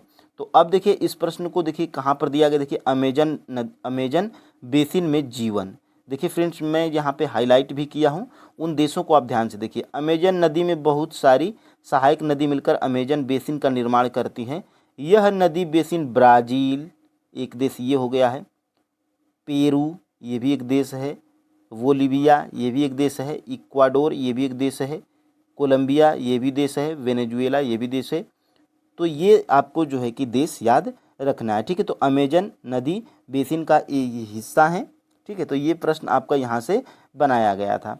अब देखिए फ्रेंड्स देवदार एवं फर किसके प्रकार हैं, यानी कि ये देवदार और एवं फर ये वृक्ष हैं। तो ये किस प्रकार के वृक्ष के प्रकार हैं, ये जो है कि प्रश्न में पूछा जा रहा है। तो फ्रेंड्स ये जो है कि देवदार एवं फर ये जो है कि क्या पर्णपाती वृक्ष के प्रकार हैं, या शंकुधारी वृक्ष के जो है कि प्रकार हैं, या झाड़ी वृक्ष के प्रकार हैं, या उपयुक्त में से एक से अधिक, या उपयुक्त में से कोई नहीं। तो ये देवदार एवं फर ये फ्रेंड्स आपके जो है कि शंकुधारी वृक्ष के प्रकार हैं, ठीक है। ऑप्शन नंबर फ्रेंड्स यहाँ से जो है कि आपका बी बिल्कुल राइट आंसर हो जाएगा, ठीक है। अब देखिए लास्ट प्रश्न देख लेते हैं, और यहाँ से सबसे पहले इसको हम लोग देखते हैं, ठीक है। यहाँ से देखिए गंगा ब्रह्मपुत्र के मैदानों में सागवान, साखू एवं पीपल के साथ उष्णकटिबंधीय पर्णपाती पेड़ भी पाए जाते हैं। ब्रह्मपुत्र के मैदानी क्षेत्रों में घने बांस के झुरमुट पाए जाते हैं, और डेल्टा क्षेत्र में मैंग्रोव वन से घिरा है ये डेल्टा क्षेत्र। और उत्तराखंड, सिक्किम एवं अरुणाचल प्रदेश की ठंडी जलवायु एवं तीव्र ढाल वाले भागों में चीड़, देवदार एवं फर। यहाँ से देखिए मैं जो है कि एग्जैक्ट यहाँ से प्रश्न जो है कि बनाया गया था। अब देखिए फ्रेंड्स आगे हम लोग बढ़ते हैं। देखिए टूकन क्या है, तो ये भी जो है कि आपके NCERT में दिया गया है। ये टूकन क्या है, तो टूकन जो है कि क्या पशु है, या टूकन एक प्रकार की फसल है, या टूकन एक प्रकार की कृषि है, या उपयुक्त में से एक से अधिक, या उपयुक्त में से कोई नहीं। तो फ्रेंड्स ये जो टूकन है ये एक प्रकार का पक्षी है, ठीक है। आपके जो है कि NCERT में इसका जिक्र किया गया है। तो इसमें से फ्रेंड्स आपका जो है कि राइट आंसर क्या हो जाएगा, उपयुक्त में से कोई नहीं आपका जो है कि राइट आंसर हो जाएगा। देखिए ये आपका जो है कि वर्षा वन, और इसमें देखिए टूकन नाम का, यहाँ पे देखिए ये टूकन नाम का जो पक्षी है इसका इतना बड़ा चोंच है, और इसका जिक्र अगर NCERT में फ्रेंड्स किया गया है तो कोई दो राय नहीं है, प्रश्न जो है कि बन सकता है। खोज किस वैज्ञानिक ने की थी। देखिए पेनिसिलिन की खोज किस वैज्ञानिक ने की थी, ये प्रश्न आपका जो है कि क्लास 8th की NCERT साइंस की बुक से बनाया गया है, ठीक है। क्लास 8th की साइंस की NCERT की बुक से जो है कि बनाया गया है। यहाँ पे भी देखिए पेनिसिलिन की खोज किस वैज्ञानिक ने की थी, क्या एडवर्ड जेनर ने की थी, या लुई पास्चर के द्वारा, या अलेक्जेंडर फ्लेमिंग के द्वारा, या उपयुक्त में से एक से अधिक, या उपयुक्त में से कोई नहीं। तो देखिए फ्रेंड्स पेनिसिलिन की खोज अलेक्जेंडर फ्लेमिंग नामक वैज्ञानिक के द्वारा की गई थी। पेनिसिलिन की खोज कब की गई थी ये आपको नीचे अभी पता चलेगा। देखिए ऑप्शन नंबर यहाँ से सी बिल्कुल राइट आंसर हो जाएगा, ठीक है। यहाँ पर फ्रेंड्स अब हम लोग आगे बढ़ते हैं। देखिए ये प्रश्न जो है कि आपकी क्लास 8वीं की एनसीईआरटी साइंस से बनाया गया। देखिए 1829 में अलेक्जेंडर फ्लेमिंग जीवाणु रोगों से बचाव हेतु एक संवर्धन का प्रयोग कर रहे थे। अचानक उन्होंने संवर्धन तस्तरी पर हरे रंग की फफूंद के छोटे बीजाणु देखे। उन्होंने पाया कि फफूंद जीवाणु की वृद्धि को रोकते हैं तथा तथ्य पाया गया कि बहुत सारे जीवाणु फफूंद द्वारा मारे गए। इस प्रकार फफूंद से जो है कि पेनिसिलिन बनाई गई थी। ठीक है, किस वैज्ञानिक के द्वारा? अलेक्जेंडर फ्लेमिंग के द्वारा जो है कि बनाया गया था। अब देखिए क्लास 8वीं की साइंस में ही दिया गया है। लुई पास्चर ने किण्वन की खोज 1857 में की थी। ये प्रश्न आपका बन सकता है कि किण्वन की खोज किस वैज्ञानिक के द्वारा किया गया था। तो किण्वन की खोज जो है कि लुई पास्चर के द्वारा 1857 में किया गया था। ठीक है, अब देखिए फ्रेंड्स आगे हम लोग बढ़ते हैं। देखिए एडवर्ड जेनर ने चेचक के लिए 1798 में चेचक के टीके की खोज की थी। तो ये प्रश्न बन सकता है कि चेचक के टीके की खोज किस वैज्ञानिक ने की थी और कब की थी? तो 1798 में एडवर्ड जेनर के द्वारा किया गया था। ठीक है, ये आपकी क्लास 8वीं की एनसीईआरटी साइंस में दिया गया है। बढ़ेंगे फ्रेंड्स दूसरे प्रश्न की तरफ। देखिए निम्न में से कौन सा रोग विषाणु द्वारा होता है?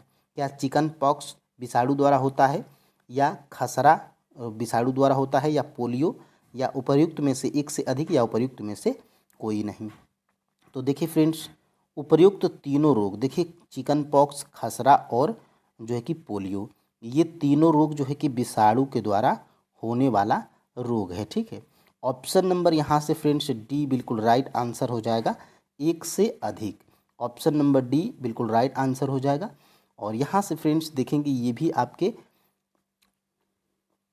क्लास 8वीं की एनसीईआरटी साइंस की बुक से जो है कि बनाया गया है। देखिए कुछ विशेष रोग जैसे पोलियो और खसरा भी विषाणु के द्वारा, जिसको वायरस बोलते हैं, ये जो विषाणु या वायरस के द्वारा पोलियो एवं खसरा होता है। और इसको आप जो है कि स्क्रीनशॉट ले लीजिएगा। देखिए एक तरफ मानव रोग है और एक तरफ किससे होता है रोग कारक या सूक्ष्मजीव, उसको यहाँ पे लिखा गया है। देखिए क्षय रोग जीवाणु के द्वारा होता है, खसरा, चिकन पॉक्स और पोलियो, ये तीनों जो है कि वायरस के द्वारा होने वाला रोग है। ठीक है, जैसे हैजा जीवाणु के द्वारा होता है, टाइफाइड ये जीवाणु के द्वारा होता है, और यहाँ से हेपेटाइटिस ए ये वायरस के द्वारा होता है। मलेरिया रोग जो है कि प्रोटोजोआ के द्वारा होता है। ठीक है, तो ये महत्वपूर्ण है, 1 या 2 नंबर का जरूर पूछता है। और यहाँ से देखिए निम्न में से कौन सा प्रतिजैविक है? देखिए फ्रेंड्स प्रतिजैविक हिंदी शब्द है, इसको इंग्लिश में जो है कि इसी को जो है कि एंटीबायोटिक बोलते हैं। आपने सुना होगा डॉक्टर के पास, डॉक्टर बोलता है कि कोई भी एक एंटीबायोटिक दवा या एंटीबायोटिक इंजेक्शन, तो इसी के बारे में यहाँ पे पूछा जा रहा है कि निम्न में से कौन सा प्रतिजैविक है, यानी कि निम्न में से कौन सा एंटीबायोटिक है, ये जो है कि बताना है। क्या सोडियम बाइकार्बोनेट प्रतिजैविक है, या स्ट्रेप्टोमाइसिन ये प्रतिजैविक है, या ईस्ट प्रतिजैविक है, या उपर्युक्त में से एक से अधिक, या उपर्युक्त में से कोई नहीं? देखिए फ्रेंड्स ये जो स्ट्रेप्टोमाइसिन है ये आपका जो है कि एक प्रतिजैविक है या एंटीबायोटिक दवा है। ठीक है, ऑप्शन नंबर यहाँ से बी बिल्कुल राइट आंसर हो जाएगा। और यहाँ से देखते हैं ये भी आपके क्लास 8वीं के साइंस में दिया गया है एनसीईआरटी में। देखिए सूक्ष्मजीवों के औषधि उपयोग, देखिए इन औषधियों का स्रोत सूक्ष्मजीव है, ये बीमारी पैदा करने वाले सूक्ष्मजीवों को नष्ट करते हैं। यहाँ से देखिए इस प्रकार की औषधि को प्रतिजैविक या एंटीबायोटिक कहते हैं। ठीक है, देखिए आजकल जीवाणु और कवक से अनेक प्रतिजैविक औषधियों का उत्पादन हो रहा है। देखिए स्ट्रेप्टोमाइसिन यहीं से जो है कि प्रश्न बनाया गया था, और टेट्रासाइक्लिन ये भी एक एंटीबायोटिक औषधि है, और एरिथ्रोमाइसिन ये भी एक एंटीबायोटिक दवा है। ठीक है, अब देखिए फ्रेंड्स आगे हम लोग बढ़ते हैं। और चीनी को एल्कोहल में परिवर्तित करने के प्रक्रम को कहते हैं। क्या कहते हैं इसको? नाइट्रोजन स्थिरीकरण कहते हैं, या पाश्चुरीकरण कहते हैं, या किण्वन कहते हैं, या उपर्युक्त में से एक से अधिक, या उपर्युक्त में से कोई नहीं? तो फ्रेंड्स देखिएगा चीनी को एल्कोहल में परिवर्तित करने के प्रक्रम को हम लोग किण्वन बोलते हैं। ऑप्शन नंबर जो है कि यहाँ से सी बिल्कुल राइट आंसर हो जाएगा। और यहाँ से मैं स्टार्टिंग में ही बताया था, यहाँ पर देखिए यह गंध एल्कोहल की है जो चीनी के एल्कोहल में परिवर्तित होने के कारण बना है। चीनी के एल्कोहल में परिवर्तित की यह प्रक्रिया किण्वन अथवा फर्मेंटेशन कहलाता है। ठीक है, यहाँ से देखिए लुई पास्चर ने किण्वन की खोज 1857 में की थी। सबसे पहले हम लोग ऊपर ही इसको देख चुके हैं। ठीक है, तो चीनी को एल्कोहल में परिवर्तित करने की प्रक्रम को जो है कि हम लोग किण्वन बोलते हैं। ठीक है, अब देखिए फ्रेंड्स आगे हम लोग बढ़ते हैं। यहाँ से निम्न में से कौन सा मादा जननांग का भाग नहीं है। ठीक है, या डिंबवाहिनी या अंडाशय या वृषण। देखिए फ्रेंड्स एक जननांग होता है। ठीक है, नर जननांग में एक होता है क्या, मादा जननांग, और एक होता है नर जननांग। नर का मतलब फ्रेंड्स पुरुष, और मादा का मतलब स्त्री। ठीक है, महिला। तो यहाँ पे कौन सा इसमें मादा जननांग नहीं है, ये जो है कि बताना है। ठीक है, तो इसमें फ्रेंड्स वृषण जो है ये क्या है, मादा जननांग नहीं है, ये क्या है, पुरुष जननांग है। ठीक है, ये पुरुष जननांग है, इसको जो है कि आप याद रखिएगा। ठीक है, ये पुरुष जननांग है, और ये दोनों क्या है, ये जो है कि मादा या स्त्री जननांग है। ठीक है, तो यहाँ से फ्रेंड्स आपका ऑप्शन नंबर सी बिल्कुल राइट आंसर हो जाएगा। और यहाँ से देखिए सबसे पहले नर जननांग के बारे में देखते हैं। नर का मतलब पुरुष। देखिए एक जोड़ा वृषण का होता है, 2 शुक्राणु नलिकाएं होती हैं, एक शिश्न या लिंग होता है। और वृषण क्या करता है, वृषण नर युग्मक उत्पन्न करता है जिसे हम लोग शुक्राणु बोलते हैं। ठीक है, और यहाँ पे देखिएगा इस तरह का प्रश्न आपका 6 to 8 में पूछा था TRE 3.0 में। देखिए मादा जननांग अंग, देखिए यहाँ से मादा जननांगों में एक जोड़ी अंडाशय होता है, अंडवाहिनी होता है जिसको डिंबवाहिनी बोलते हैं, और एक गर्भाशय होता है। तो ये मादा जननांग है। ऊपर आपने नर जननांग को देख लिया। ठीक है, अब देखिए फ्रेंड्स आगे, वह जंतु जो सीधे ही शिशु को जन्म देते हैं कहलाते हैं। यानी कि एक होते हैं जंतु जो अंडे देते हैं, एक होते हैं जंतु जो डायरेक्ट जो है कि बच्चे देते हैं। ठीक है, या बच्चे को जन्म देते हैं, वो अंडे नहीं देते हैं, वो डायरेक्ट बच्चे को ही जन्म देते हैं। तो वही प्रश्न पूछा जा रहा है, वह जंतु जो सीधे ही शिशु को जन्म देते हैं कहलाते हैं। तो फ्रेंड्स वो कहलाते हैं जरायूज। जो डायरेक्ट बच्चे को जन्म देंगे वो जरायूज कहलाते हैं। ठीक है, ऑप्शन नंबर फ्रेंड्स यहाँ से जो है कि बी बिल्कुल राइट आंसर हो जाएगा। और यहाँ से आप जो है कि इसको देखिएगा। देखिए जरायुज एवं अंड प्रजक जंतु। देखिए सबसे पहले वह जंतु जो सीधे ही शिशु को जन्म देते हैं वो जरायुज कहलाते हैं। और यहाँ से फ्रेंड्स देखिएगा वे जंतु जो अंडे देते हैं वो अंड प्रजक जंतु कहलाते हैं। ठीक है, तो यहाँ से इम्पोर्टेंट है, प्रश्न आपके एग्ज़ाम में यहाँ से बन सकता है। ठीक है, अब देख लेते हैं आगे हम लोग। एक टैडपोल जिस प्रक्रम द्वारा वयस्क में विकसित होता है वह कहलाता है क्या, मुकुलन कहलाता है, या कायांतरण कहलाता है, या निषेचन कहलाता है, या उपर्युक्त में से एक से अधिक, या उपर्युक्त में से कोई नहीं। तो फ्रेंड्स देखिएगा एक टैडपोल जिस प्रक्रम द्वारा वयस्क में विकसित होता है वो कायांतरण कहलाता है। अब फ्रेंड्स ये एक टैडपोल होता क्या है, तो यहाँ से फ्रेंड्स आपका ऑप्शन नंबर बी बिल्कुल राइट आंसर हो जाएगा। ये भी आपके जो है कि क्लास जो है कि 8th के NCERT साइंस में दिया गया है। यहाँ से आपको दिखाई दे रहा होगा, क्या टैडपोल वयस्क मेढक से भिन्न दिखाई नहीं देते हैं। क्या आप सोच सकते हैं कि किसी दिन यह टैडपोल वयस्क मेढक बन जाएंगे। टैडपोल रूपांतरित होकर वयस्क में बदल जाता है जो छलांग लगा सकता है और तैर सकता है। कुछ विशेष परिवर्तनों के साथ टैडपोल का वयस्क में रूपांतरण क्या कहलाता है, कायांतरण कहलाता है। ठीक है, तो ये जो है कि मेढक की एक प्रक्रिया है जन्म देने की। और देखिए यहाँ से सबसे पहले अंडे, फिर उसके बाद ये टैडपोल में परिवर्तित होता है। आपने देखा होगा पानी में कभी कभी पूँछे जैसा, मछली जैसे कुछ होते हैं, वो मेढक ही होते हैं। और यही टैडपोल बाद में क्या होता है, बड़ा होकर मेढक में, वयस्क मेढक में परिवर्तित हो जाता है। ठीक है, तो यहाँ से इसको आप जो है कि याद रखिएगा। और देखिए फ्रेंड्स यहाँ से मानव कानों के लिए श्रव्य की आवृत्ति का परास लगभग कितना होता है। तो ये जो है कि आपके TRE 2.0 PRT में ये जो है कि प्रश्न आपका पूछा गया था। ठीक है, अब देखिए फ्रेंड्स, यहाँ से मानव कानों के लिए श्रव्य की आवृत्ति का परास लगभग कितना होता है। तो फ्रेंड्स देखिए 20,000 हर्ट्ज से क्या 20,000 हर्ट्ज, 20 हर्ट्ज से 20,000 हर्ट्ज, या 10 हर्ट्ज से 10,000 हर्ट्ज, या 50 हर्ट्ज से 100 हर्ट्ज, या उपर्युक्त में से एक से अधिक, या उपर्युक्त में से कोई नहीं। तो देखिएगा मानव कानों के लिए श्रव्य की आवृत्ति का परास लगभग 20 हर्ट्ज से 20,000 हर्ट्ज तक होता है।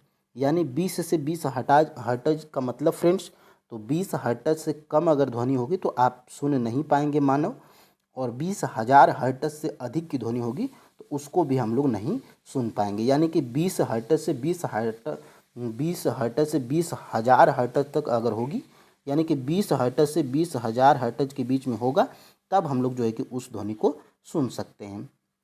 ये प्रीवियस ईयर का प्रश्न था जो कि आपके क्लास 8th की NCERT साइंस में दिया गया है और क्लास 10th में भी दिया गया है। ठीक है, यहाँ से देखिएगा लगभग 20 कंपन प्रति सेकेंड से कम आवृत्ति की ध्वनि मानव कान नहीं सुन सकता है। यह कह सकते हैं कि 20 हर्ट्ज से कम आवृत्ति की ध्वनियाँ मानव कान द्वारा संसूचित नहीं की जा सकती हैं।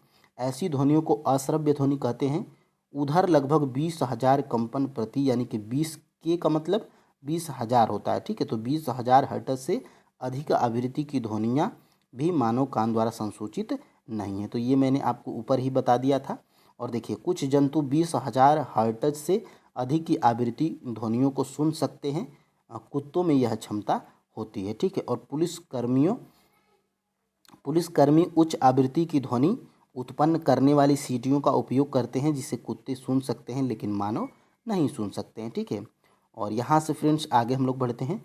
अतः मानव कानों के लिए श्रव्य की आवृत्ति का परास लगभग 20 हर्ट्ज से 20,000 हर्ट्ज तक होता है। ठीक है, तो यहाँ से इसको आप नोट डाउन कर लीजिएगा या स्क्रीनशॉट ले लीजिएगा। ठीक है, आवृत्ति को मापा जाता है, यानी कि आवृत्ति को किस में मापा जाता है, क्या रेडियन में, या मीटर प्रति सेकंड में, या वाट में, या उपर्युक्त में से एक से अधिक, या उपर्युक्त में से कोई नहीं। तो फ्रेंड्स देखिएगा आवृत्ति को हम लोग जो है कि किस में मापते हैं, तो आवृत्ति को हम लोग हर्ट्ज में मापते हैं। ठीक है, आवृत्ति को हम लोग हर्ट्ज में मापते हैं।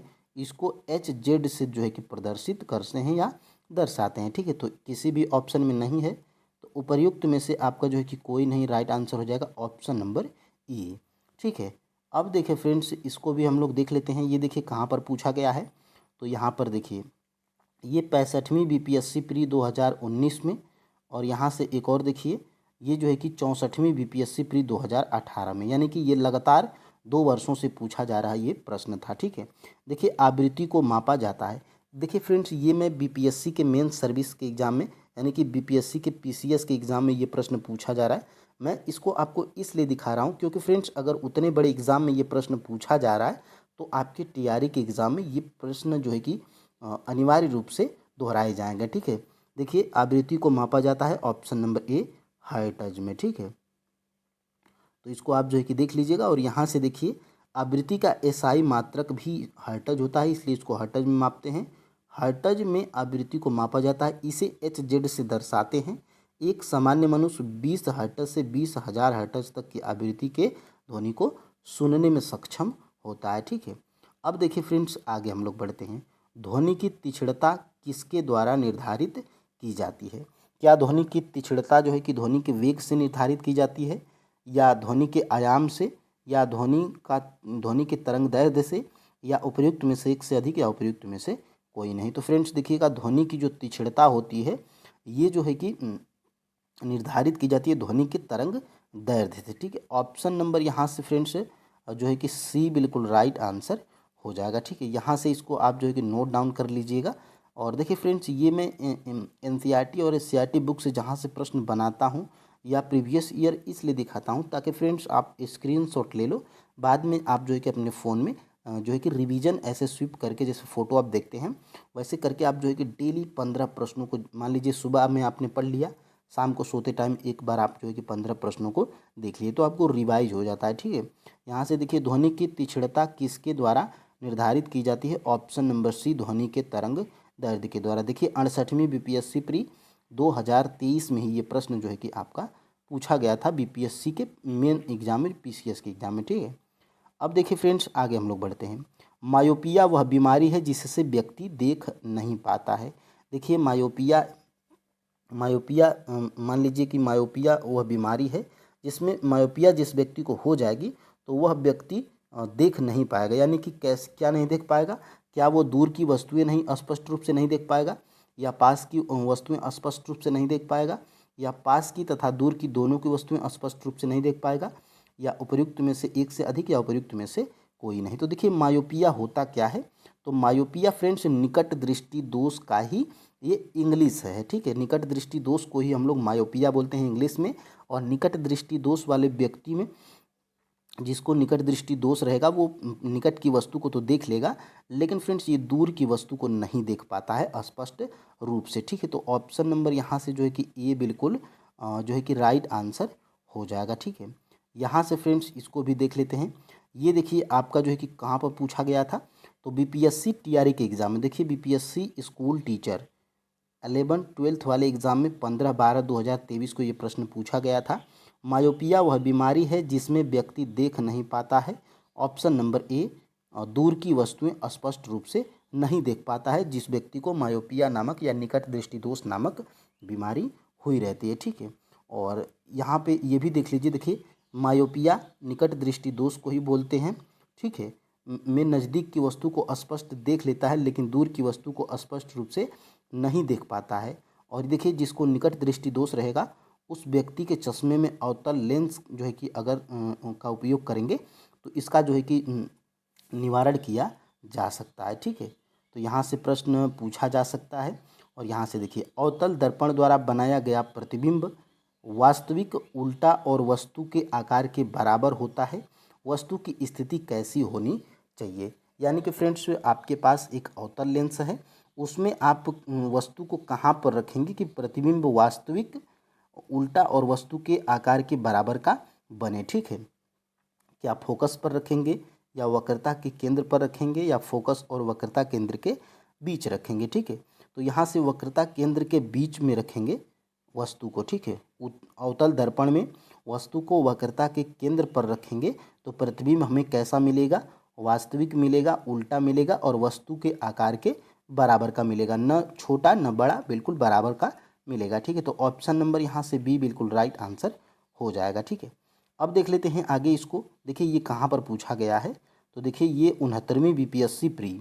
देखिए फ्रेंड्स जो बीपीएससी हाल ही में जैसे 67वीं हो गया, ठीक है, 68वीं हो गया, 69वीं हो गया, 17वीं हो गया, इन 4-5 वर्षों का आपको जो है कि प्रीवियस ईयर देखना बहुत ही ज़रूरी है अगर आप टीआरई का एग्ज़ाम देना चाहते हैं। ठीक है, या दे रहे हैं। ठीक है, देखिए अवतल दर्पण द्वारा बनाया गया प्रतिबिंब वास्तविक उल्टा और वस्तु के आकार के बराबर होता है। वस्तु की स्थिति कैसी होनी चाहिए? ऑप्शन नंबर सी, वक्रता के केंद्र पर होगी। अवतल दर्पण वस्तु को वक्रता के केंद्र पर रखेंगे तो प्रतिबिंब हमें वास्तविक उल्टा और वस्तु के आकार के बराबर का मिलेगा। ठीक है, यहाँ पर फ्रेंड्स आगे हम लोग बढ़ते हैं और इसको देख लेते हैं। देखिए ये आपके जो है कि क्लास 10th की एनसीईआरटी साइंस में दिया गया है। देखिए ये दिया गया है क्लास 10th की। ठीक है, क्लास 10th में मैं इसको पढ़ा भी दिया हूँ। और यहाँ से देखिए किसी अवतल दर्पण द्वारा प्रतिबिंब की विभिन्न स्थितियों के बने प्रतिबिंब। देखिए यहाँ से समान साइज का, न छोटा न बड़ा, वास्तविक और उल्टा, और यहाँ से देखिए केंद्र पर। ठीक है, वक्रता के केंद्र पर अगर वस्तु को रखेंगे अवतल दर्पण होगा तो वस्तु के बराबर साइज, समान साइज, वास्तविक और उल्टा प्रतिबिंब बनेगा। ठीक है, तो यहाँ से ये प्रश्न जो है कि आपका बनाया गया था, तो इसको आप स्क्रीनशॉट ले लेंगे तो आप एक नज़र में इसका रिवाइज जो है कि कर लेंगे। ठीक है, और देखिए ये जो है कि थोड़ा सा बाद में लग गया है। यहाँ से देखिए प्रमुख रूप से दृष्टि के 3 सामान्य अपवर्तन दोष होते हैं। पहला निकट दृष्टि दोष, दूसरा दीर्घ दृष्टि दोष और तीसरा क्या होता है? जरा दृष्टि दोष। निकट दृष्टि दोष को ही देखिए मायोपिया बोलते हैं। और ऊपर यही जो है कि प्रश्न पूछा गया था कि किसी व्यक्ति को मायोपिया नामक बीमारी है तो वह क्या देख पाएगा? तो वो जो है कि निकट दृष्टि दोष है, यानी कि निकट की वस्तु को देख लेगा लेकिन दूर की जो है कि वस्तु को नहीं देख पाएगा। ठीक है, तो ये जो है कि यहाँ से ये क्लास 10th की एनसीईआरटी साइंस से जो है कि मैं क्लिक किया हूँ फ़ोटो। और यहाँ से देखिए निकट दृष्टि दोष, जिसको मायोपिया बोलते हैं। और यहाँ से देखिएगा निकट दृष्टि दोष युक्त व्यक्ति निकट रखी वस्तु को स्पष्ट देख लेता है परंतु दूर रखी वस्तुओं को सुस्पष्ट नहीं देख पाता है, ठीक है। और निकट दृष्टि दोष के निवारण के लिए अवतल लेंस का जो है कि उपयोग अगर करेंगे तो इस दृष्टि दोष को जो है कि दूर किया जा सकता है, ठीक है। और यहाँ से फ्रेंड्स आगे हम लोग बढ़ते हैं। एक वर्णी प्रकाश एक माध्यम से दूसरे माध्यम में प्रवेश करता है तो निम्नलिखित में से कौन सा गुण नहीं बदलता है? क्या आवृत्ति नहीं बदलती है, या आयाम नहीं बदलता है, या वेग नहीं बदलता है, या उपयुक्त में से एक से अधिक, या उपयुक्त में से कोई नहीं, ठीक है। तो एक वर्णी प्रकाश एक माध्यम से दूसरे माध्यम में जब प्रवेश करता है तो जो है कि आवृत्ति नहीं बदलती है, ठीक है। आवृत्ति में जो है कि कोई परिवर्तन नहीं होता है। तो आवृत्ति आपका कहाँ पर है? ऑप्शन नंबर ए में है। तो बिल्कुल फ्रेंड्स ऑप्शन नंबर जो है कि ए बिल्कुल राइट आंसर हो जाएगा, ठीक है। यहाँ से अब देख लेते हैं फ्रेंड्स हम लोग आगे। ये प्रश्न देखिए कहाँ पर पूछा गया है। तो ये प्रश्न देखिए आपके बीपीएससी स्कूल टीचर 9 to 10 वाले एग्जाम में जो है कि 8/12/2023 को ये प्रश्न जो है कि पूछा गया था। एक वर्णी प्रकाश एक माध्यम से दूसरे माध्यम में प्रवेश करता है, निम्नलिखित में से कौन सा गुण नहीं बदलता है? ऑप्शन नंबर ए, आवृत्ति नहीं बदलती है। अब इसका जो है कि डिटेल देख लेते हैं। तो देखिए एक वर्णी प्रकाश एक माध्यम से दूसरे माध्यम में जाता है तो उसकी तरंग दैर्ध्य में परिवर्तन होता है, यानी कि तरंग दैर्ध्य में परिवर्तन होगा, लेकिन आवृत्ति में जो है कि कोई परिवर्तन देखने को नहीं मिलेगा जब एक वर्णी प्रकाश एक माध्यम से दूसरे माध्यम में जाएगा, ठीक है। अब फ्रेंड्स देख लेते हैं आगे 14 नंबर का प्रश्न। किसी बिंब का अवतल दर्पण द्वारा बना प्रतिबिंब आभासी, सीधा और बिंब से बड़ा, यानी कि मान लीजिए कि आपके पास एक अवतल लेंस है, ठीक है। अवतल लेंस से आपको प्रतिबिंब कैसा बनाना है? आभासी, सीधा और बिंब से, यानी कि वस्तु से बड़ा बनाना है। तो वस्तु को आप कहाँ रखना पसंद करेंगे या कहाँ पर रखेंगे? क्या मुख्य फोकस तथा वक्रता केंद्र के बीच रखेंगे, या दर्पण के ध्रुव तथा मुख्य फोकस के बीच रखेंगे, या वक्रता केंद्र पर रखेंगे, या उपर्युक्त में से एक से अधिक, या उपर्युक्त में से कोई नहीं? तो देखिए फ्रेंड्स किसी बिंब का अवतल दर्पण द्वारा प्रतिबिंब हम आभासी, सीधा और बिंब से बड़ा तब पाएंगे जब वस्तु को हम लोग फ्रेंड्स यहाँ पर दर्पण के ध्रुव P तथा फोकस दूरी F के बीच में रखेंगे, ठीक है। दर्पण के ध्रुव तथा मुख्य फोकस के बीच में रखेंगे और अवतल दर्पण में, तो प्रतिबिंब हमें कैसा प्राप्त होगा?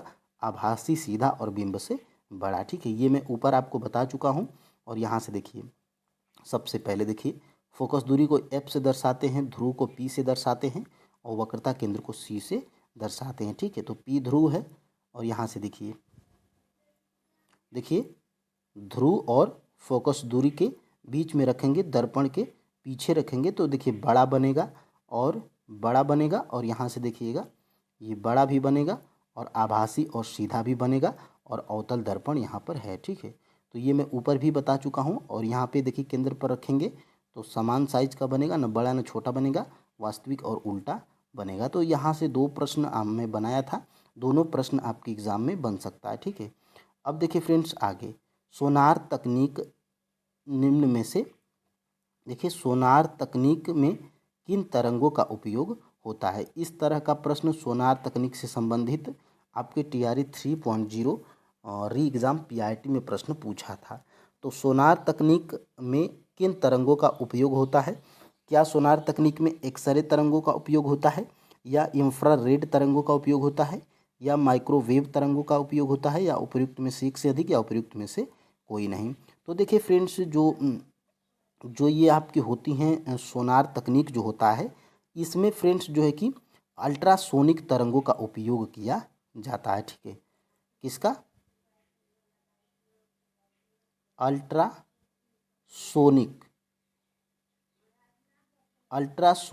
तरंगों का जो है कि उपयोग किया जाता है। कहाँ पर? सोनार तकनीक में, ठीक है। तो यहाँ से अल्ट्रासोनिक तरंगे आपके किसी भी ऑप्शन में नहीं है, तो उपर्युक्त में से कोई नहीं आपका राइट आंसर हो जाएगा। ऑप्शन नंबर ई बिल्कुल राइट आंसर हो जाएगा, जो कि वेरी वेरी मोस्ट इम्पोर्टेंट है। इससे प्रश्न आपके TRE के एग्ज़ाम में जरूर आ सकता है, ठीक है। अब देखिए इसको, ये देखिए इस प्रश्न को मैं इसलिए कराया हूँ क्योंकि TRE 3.0 में सोनार तकनीक से संबंधित एक प्रश्न पूछा था। देखिए BPSC BAO का एग्ज़ाम लेती है और BPSC BAO के एग्ज़ाम में मार्च 2024 में ये प्रश्न जो है कि आपका पूछ लिया था। सोनार तकनीक में डाट उपयोग होता है।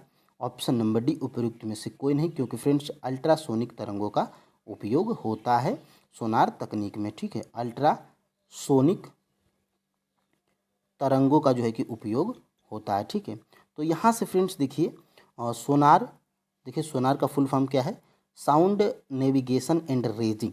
ठीक है, एक ऐसी तकनीक है जिसका उपयोग महासागरों के अन्वेषण तथा मानचित्र में किया जाता है। इस तकनीक में अल्ट्रासोनिक तरंगों का उपयोग किया जाता है। अल्ट्रासोनिक उच्च आवृत्ति वाली ध्वनि तरंगें होती हैं। इन तरंगों की आवृत्ति 20,000 किलो हर्ट्ज से भी अधिक होता है। ठीक है, तो ये आप जो है कि इसको याद रखिएगा, आप स्क्रीनशॉट इसको ले लीजिए।